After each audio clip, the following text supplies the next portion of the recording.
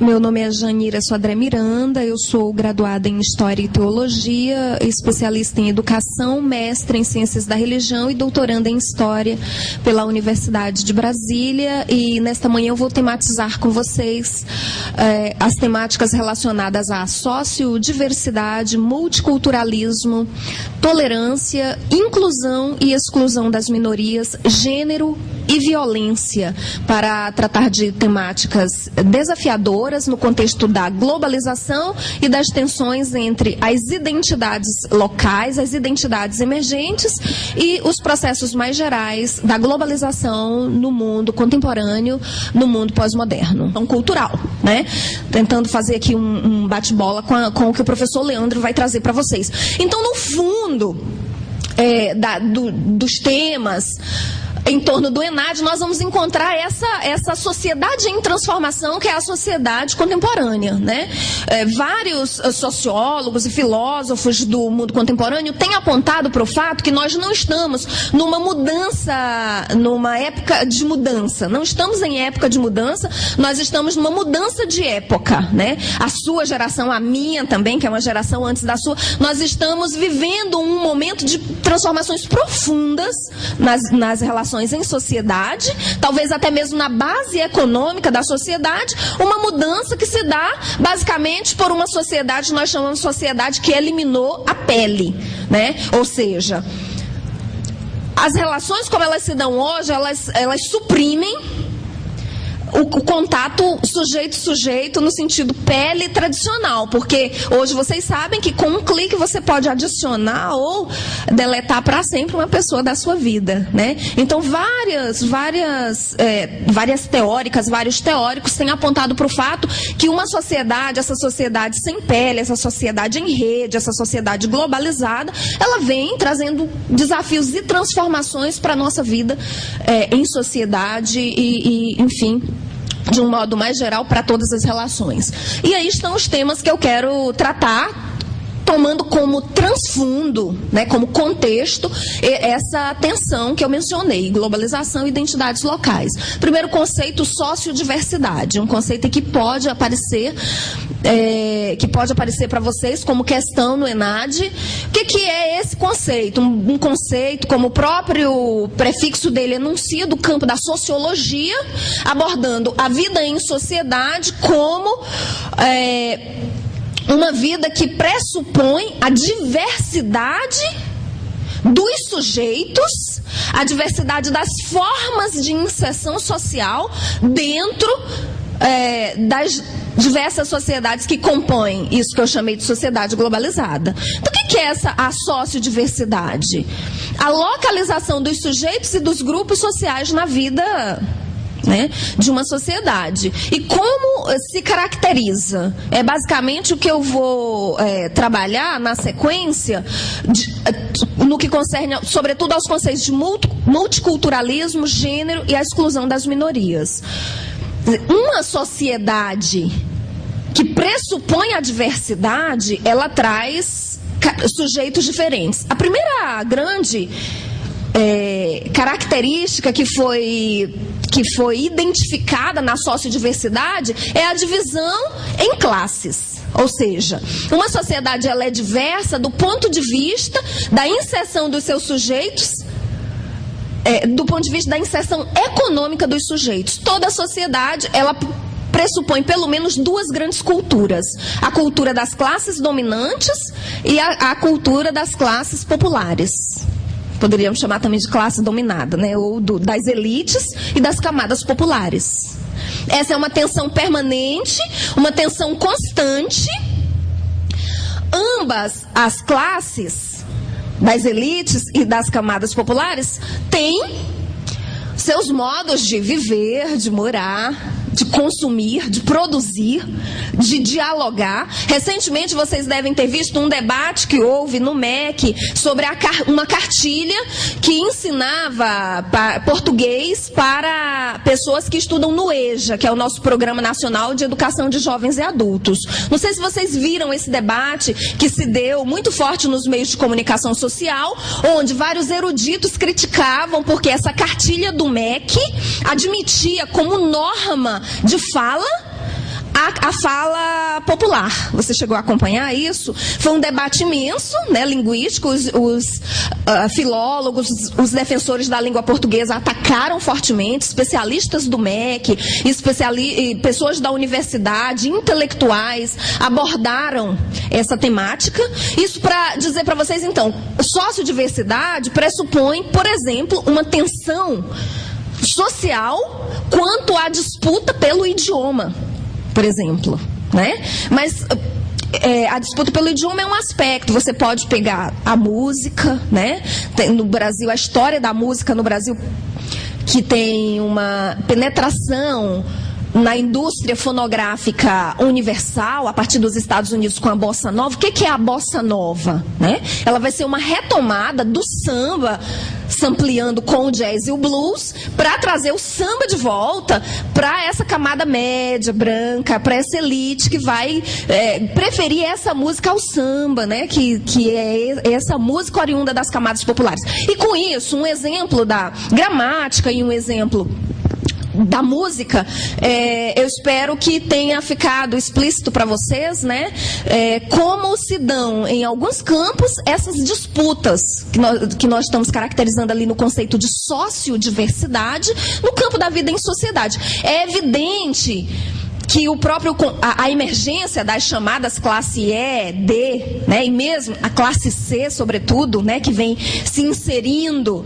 para consumir, eu vejo constantemente os meus alunos, que são de uma camada média mais alta, reclamando porque o Twitter ficou em português, agora vai ficar muito bagunçado, né, porque o Facebook era muito bagunçado, o Orkut, tadinho. Quase todo mundo cometeu orkuticídio para não ter que participar da farofada. Ou seja, né, dessa entrada de um grupo social, né, no campo desse debate, do debate, né, que se dá no cyberespaço, etc. Eu acredito que vocês estejam, e sobretudo, né, vocês perceberam que quando o Estado brasileiro começou a democratizar o espaço da universidade, por exemplo, houve setores da sociedade brasileira que foram ao Supremo Tribunal Federal pedir um posicionamento de inconstitucionalidade por causa dessa participação, que é um debate sobre a questão racial, inclusão e exclusão, que eu não quero fazer aqui, mas quero trazer para vocês como uma reflexão, como uma questão para pensar. Como estão se dando os debates em torno dessa diversidade social, que o ENAD chama de sociodiversidade, que compõe a sociedade brasileira, tá? Fortemente.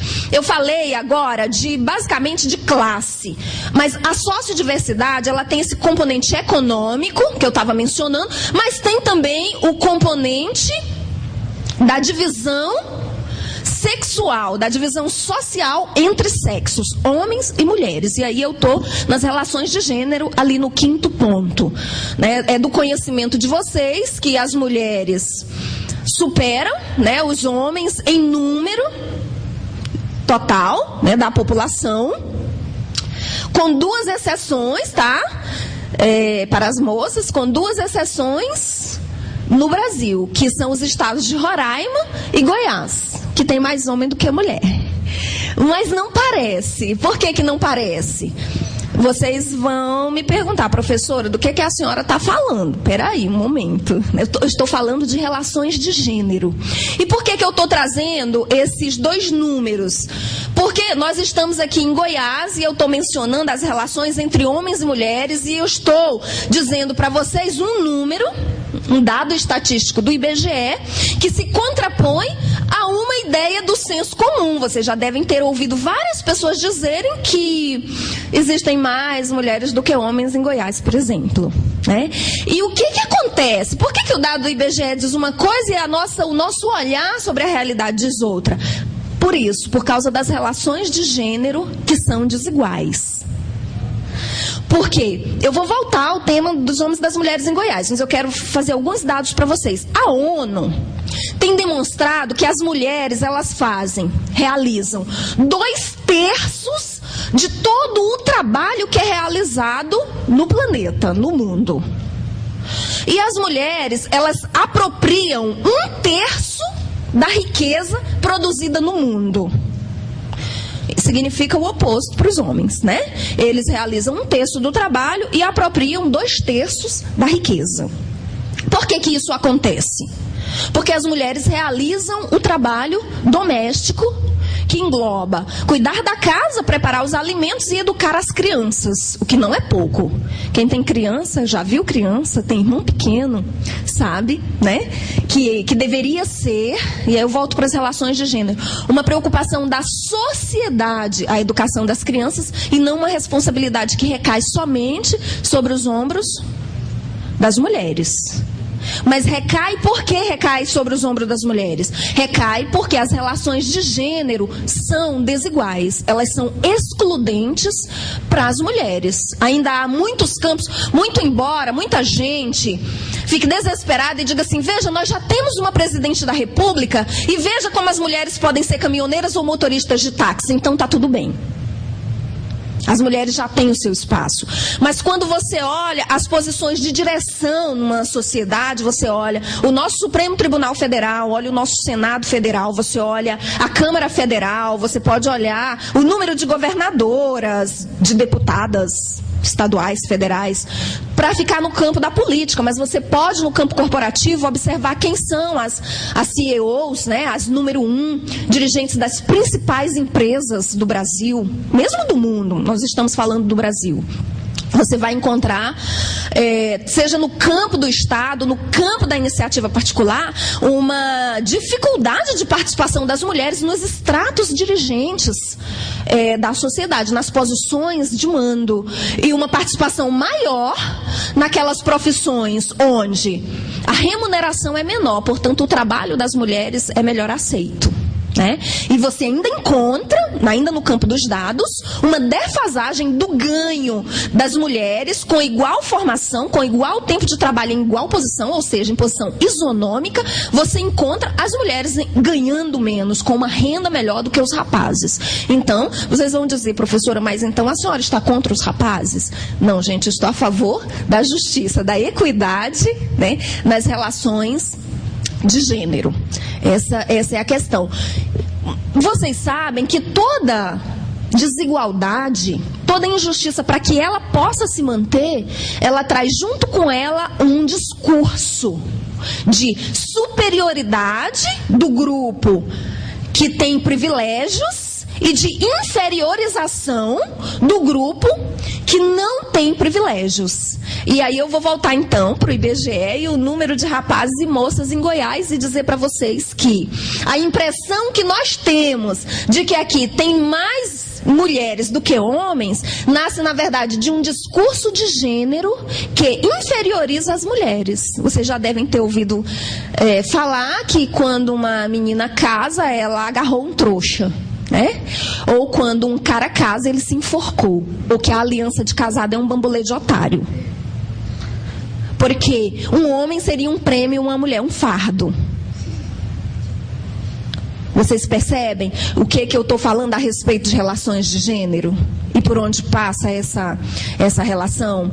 O que eu estou dizendo é que essa desigualdade que a ONU percebe na divisão do trabalho, essa desigualdade que nós vemos na representação que as mulheres têm na vida social, ela encontra uma legitimação no discurso que inferioriza as mulheres. Vocês já devem ter ouvido mulheres e homens dizerem que mulheres falam muito, não são boas companheiras, não são boas amigas, não são boas colegas de trabalho, não querem ter chefes mulheres,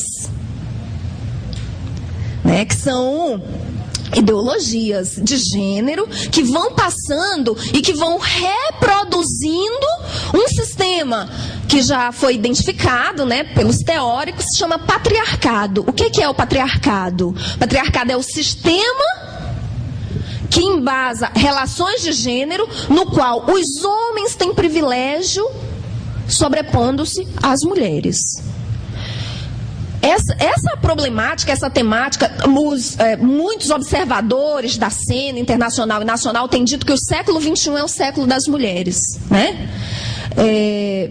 Essa semana nós tivemos a presidenta Dilma abrindo Assembleia Geral da ONU, ela não foi chamada por ser mulher, mas por ser presidenta do Brasil, né? Porque o Brasil tradicionalmente faz essa abertura e aí ocorreu essa coincidência e foi uma... Sim, sim.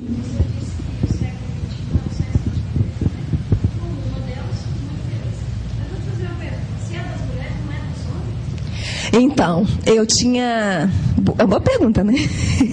Eu tinha mencionado sobre a importância da construção da justiça entre os gêneros, né, entre os sexos, e da construção de uma sociedade equitativa, né?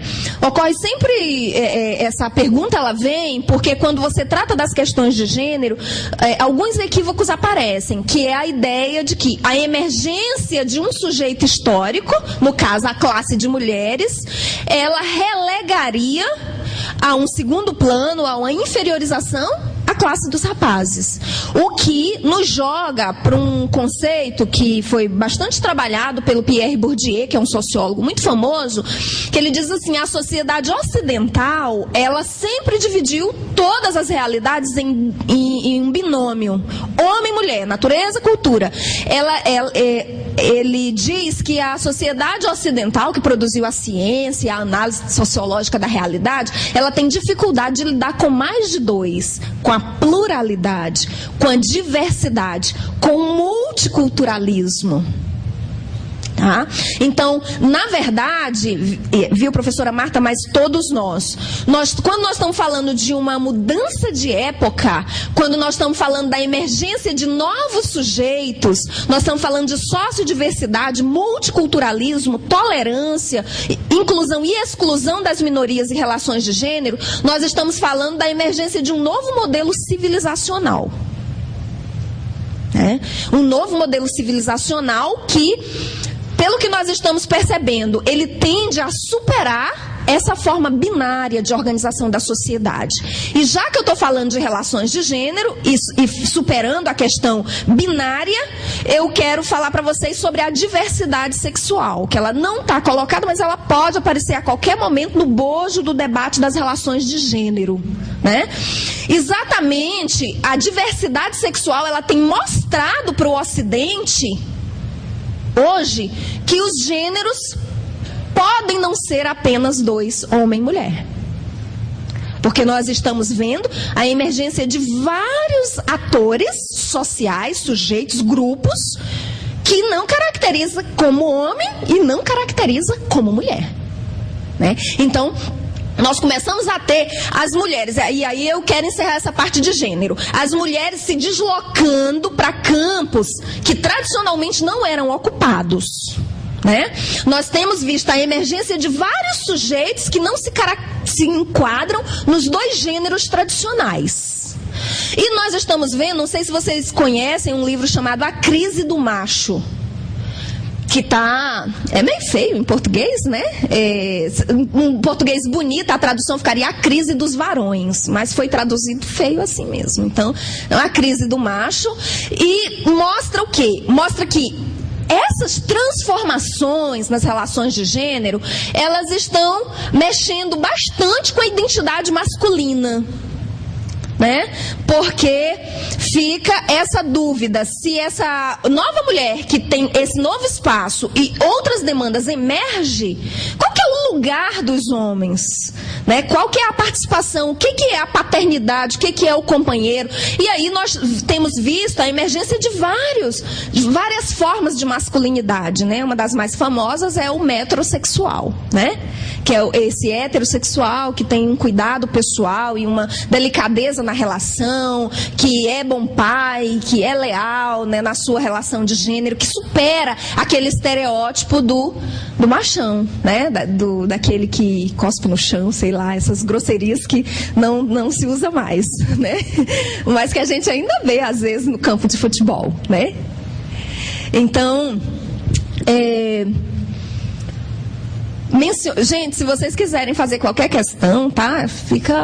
Pode, né, professora Marta, fazer.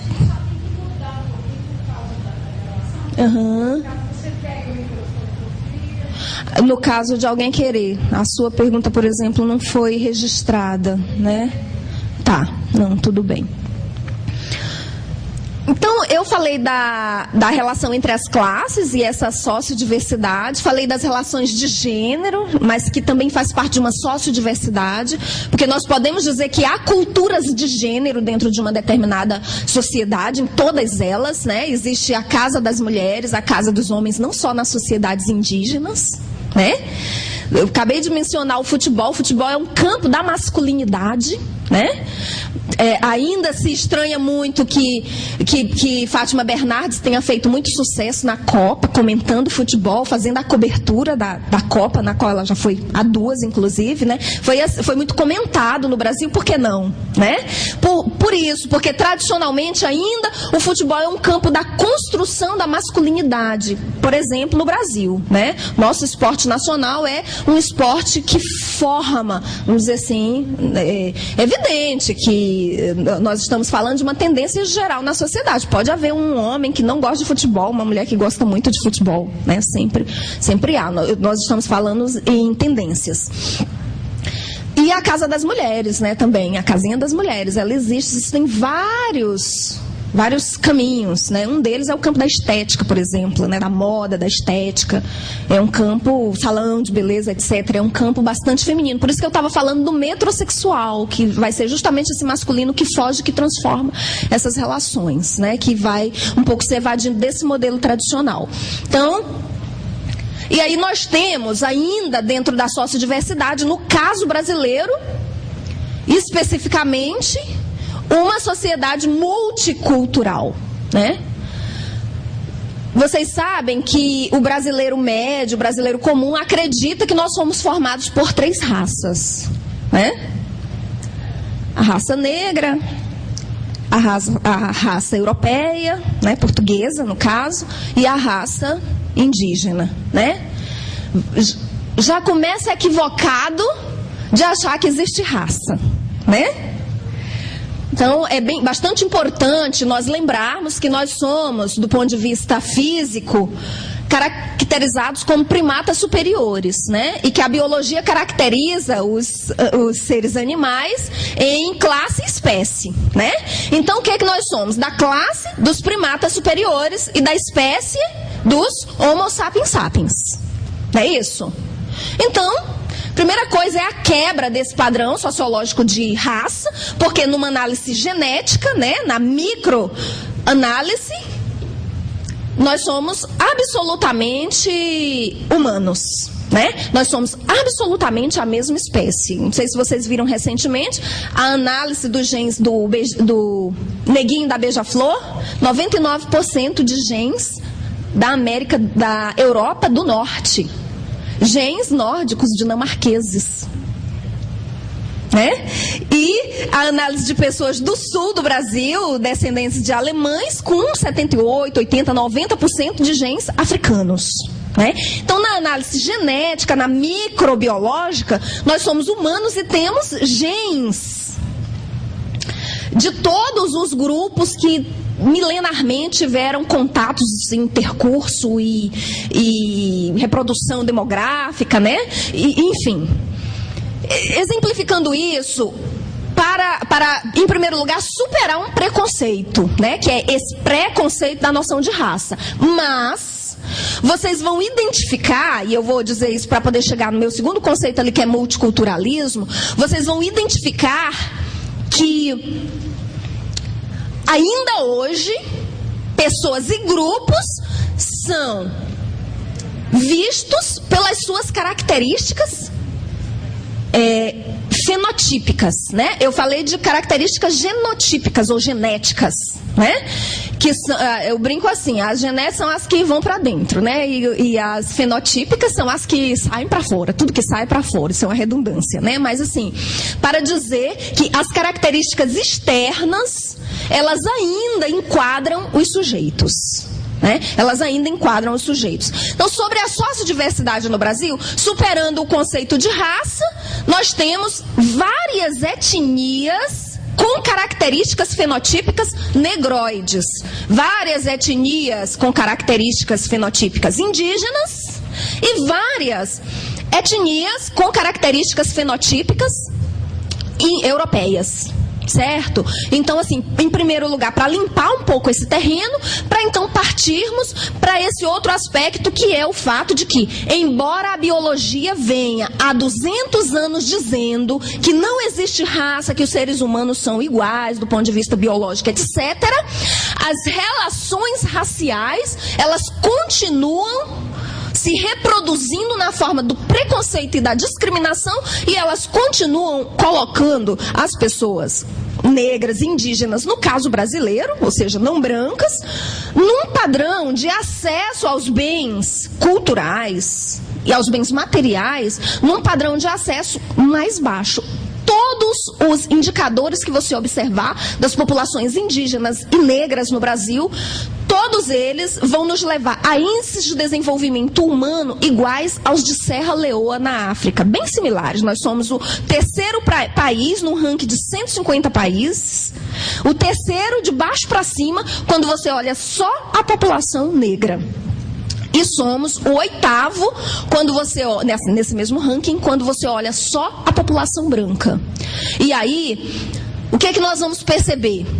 Nós temos duas opções. Ou chegar à conclusão que os negros são mesmo inferiores, o que eu acredito que não seja o nosso caso, ou chegar à conclusão que nós temos relações, clivagens, características de uma sociedade interracial, multicultural, que ainda não dá o tratamento adequado para o seu multiculturalismo, que ainda fecha os olhos para essa defasagem da população negra e indígena, da população não branca, em relação ao acesso. Então, se você pegar, eu disse em geral os índices de desenvolvimento humano, mas se você pegar, por exemplo, o número de nascidos, mortalidade infantil negra e indígena, maior até do que a negra em relação à branca, escolaridade, né? A moradia, a escolaridade negra, ela tem se replicado já algumas gerações, em pelo menos 5 anos, menos de estudo para a população negra e indígena, maior ainda. E vocês sabem que educação é igual a emprego e renda, acesso, né? E aí você vai gerando uma bola de neve.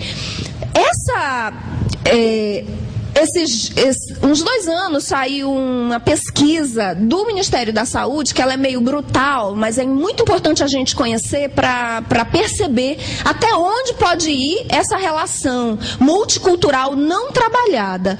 Foi detectada em pesquisa do pessoal da área de saúde que mulheres gestantes em trabalho de parto de etnia negra recebem menos anestesia do que mulheres de etnia branca. Não estou dizendo que os profissionais da área de saúde são cruéis. Estou dizendo que eles crescem numa sociedade que costuma ver os negros como capazes de força bruta e de aguentar dor.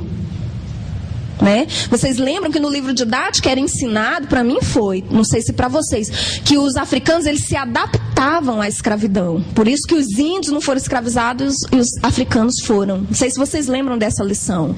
Né? Então, essa visão da escravidão, escravocrata, ela, por incrível que pareça, agora, em 2009, nós tivemos essa pesquisa, o Ministério da Saúde começou a ficar muito atento. Hoje existe uma política de atenção à saúde integral da população negra, oriunda não só dessa pesquisa, mas de diversas outras questões e problemas que ficam em aberto no atendimento dessa população.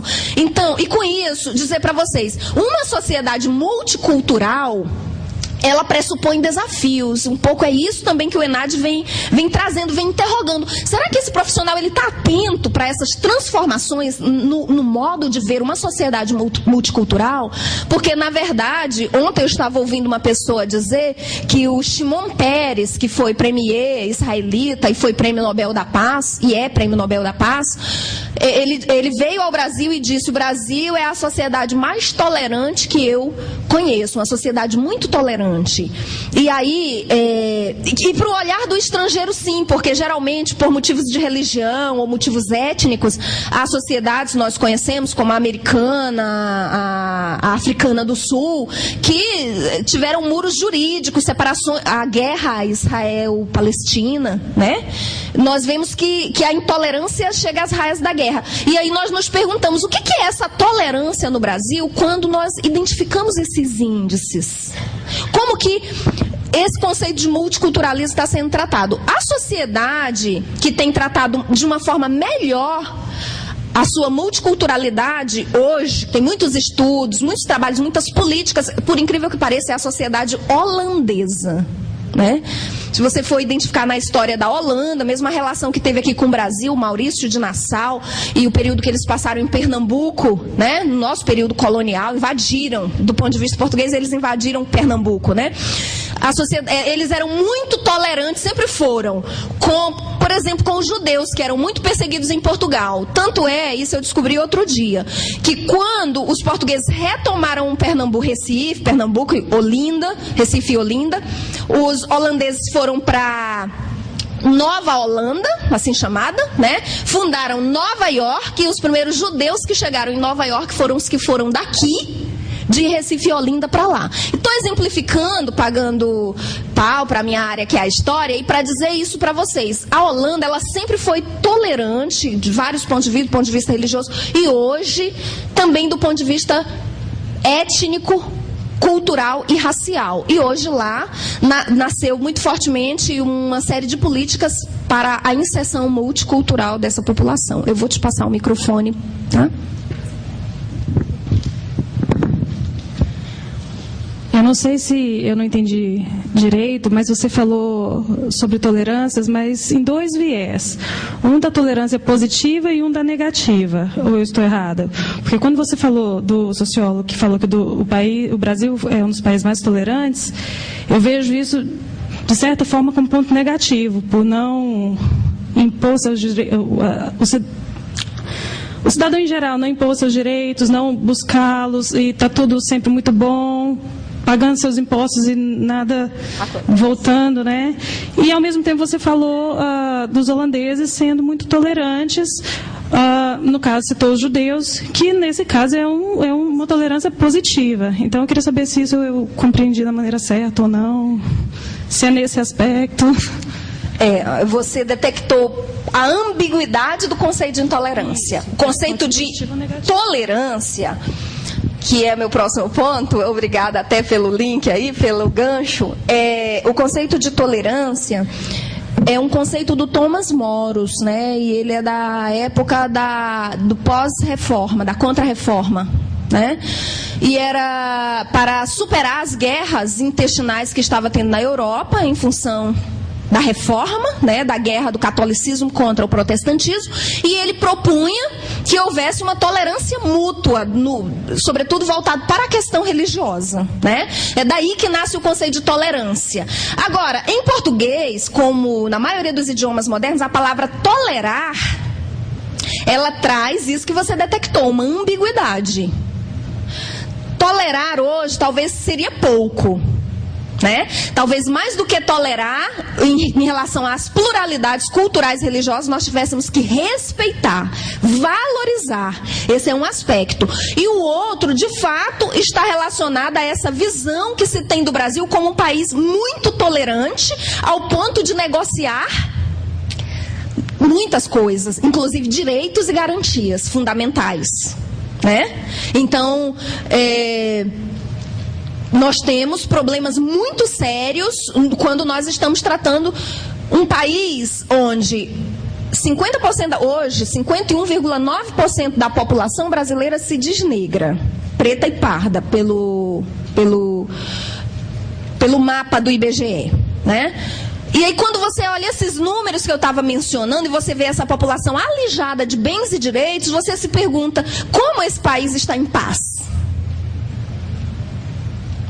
E aí vem o conceito de tolerância. Então, ela pode ser muito interessante como base da convivência, mas ela também tem que ser muito interessante como base para o protesto, para a reivindicação, para a garantia de direitos. Não para colocar em guerra, mas para construir equidade. Percebe? Então, você identifica muito bem, e assim eu já tratei essa ideia de tolerância. E vou encerrar, porque eu sei que já estou quase no seu tempo.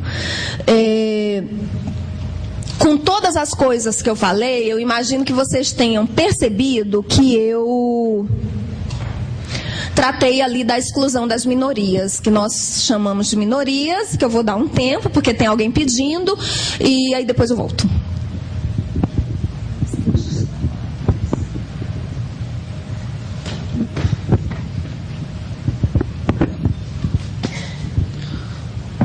Bom dia.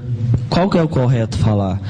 É que muitas das vezes o termo preto e o termo negro fica diferente. E assim, se você falar assim, a pessoa é preta, torna às vezes como preconceito. No censo escolar está escrito qual a sua cor: preto, pardo, branco ou indígena. Então, assim, eu gostaria de saber qual é o termo correto para não tornar, assim, quando eu for chamar uma pessoa, falar assim, essa pessoa é de cor negra ou preta, porque muitas das vezes fica como preconceito. É verdade, é uma pergunta muito boa, porque em função dos nossos problemas com o nosso multiculturalismo, é difícil nomear alguém não branco no Brasil sem incorrer em alguma dificuldade. Porque, eu vou te dizer, o movimento negro, os segmentos organizados, eles têm essa noção precisa da afirmação de um cidadão para com outro e da autoafirmação dos cidadãos como negros e negras. Então, se você se voltar para mim e dizer, aquela professora negra que fez um debate, para mim vai ser um elogio, porque houve um reconhecimento mútuo e um respeito. E então, essa afirmação, uma pessoa negra, ela é tranquila nesse ponto de vista. Mas você identifica que o IBGE, ele não lida com etnia, no sentido negra, indígena, ele lida com cor. Né? Então, na documentação oficial, você pode encontrar lá cor preto, pardo, que é uma cor meio difícil, né, de caracterizar o que é uma coisa parda ou uma pessoa parda, mas que está lá. E quando nós estamos lidando com a burocracia, nós temos que encontrar esse conceito lá, preto, e temos que lidar com isso desse ponto de vista. Para o cidadão negro, tem gente que brinca no movimento dizendo isso, que preto é cabo de guarda-chuva. Gente, mesmo é negra, né? Então, mas é difícil mesmo, como você colocou, porque às vezes um cidadão que ele não tem consciência racial, ele tem vergonha porque o racismo foi internalizado nele, né? Ele tem vergonha de se dizer negro. Então, muitas vezes, se você chamá-lo de negro, ele pode até ficar meio constrangido, porque ele acha que é moreno, né? Então, a gente brinca assim, que moreno é preto que não se assume, né? Porque aí tem uma outra coisa sobre preto que eu queria te dizer. Quando estão só negros reunidos, às vezes um chama o outro de preto. Isso não é considerado ofensa. E às vezes uma pessoa branca que gosta muito de uma pessoa negra chama ela de preto, não é ofensa. Porque talvez, como você chama? Porque talvez, Paulo Henrique, não seja a palavra, mas o tom. Tá? Mas o tratamento do multicultural no Brasil, ele é muito deficitário e às vezes ele está na gente de uma forma tão forte que constantemente você vê as pessoas dizendo coisas e a gente tolerando, que não faz sentido no mundo multicultural e que exige tratamento, que exige inclusão. E aí é o meu quarto ponto, encerrando, né? Todas essas temáticas, mulheres, homossexuais, negros, são temáticas relacionadas à sociodiversidade e que pressupõem um tratamento para a inclusão disso que é chamado de minorias, mas que na verdade quando a gente vai ver é a maioria, porque as mulheres são maioria, os negros são maioria, então assim, meio que não tá bom para ninguém. E aí nós temos, que é o último ponto daqui que não está na tela, que é a temática da violência. Porque numa sociedade assim, em algum lugar a violência ela emerge e ela é muito caracterizada. Nós vimos com a polícia pacificadora a coisa da violência no morro, a violência dos negros, né? E os estudos de violência no Brasil mostram que de 100 jovens pobres, 1% vai delinquir. 1%. E é esse que vai para a TV ser criminalizado como violento. Numa sociedade capitalista que hoje o narcotráfico comanda o maior volume de movimentação financeira do mundo, né? De todas as atividades econômicas, o narcotráfico hoje está em primeiro lugar. E como o narcotráfico se replica, como ele se reproduz? Com a conivência do aparelho do Estado, como nós temos visto uma polícia corrupta, né? E com seus cabeças nas elites. econômicas e políticas das nações. E, então, a temática da violência também é uma temática bastante ampla e que precisa ser tratada nessa chave da sociodiversidade, da inclusão e da exclusão. Gente, agradeço demais pela paciência, pela tolerância de vocês. Temos uma questão aqui, por favor, Leandro. Eu tenho uma pergunta. Ainda com essa ideia da tolerância, eu vi alguma coisa na TV, não sei quando, é uma coisa que dizia respeito a aceitação e respeito. Né? Tem essa ideia de que parece que, quando eu disse que eu aceito, parece que eu não é mesmo que respeito. Né? Isso em todos os âmbitos, seja no âmbito da homossexualidade, seja no âmbito mesmo do racismo. E aí eu queria que você dissesse esses dois termos, essa ideia. Nós ainda temos essa herança forte da tolerância como conceito e dos seus sinônimos. Eu aceito, eu aceito do Jair Bolsonaro, né? Eu sei que você é assim, mas o meu filho não vai ser assim.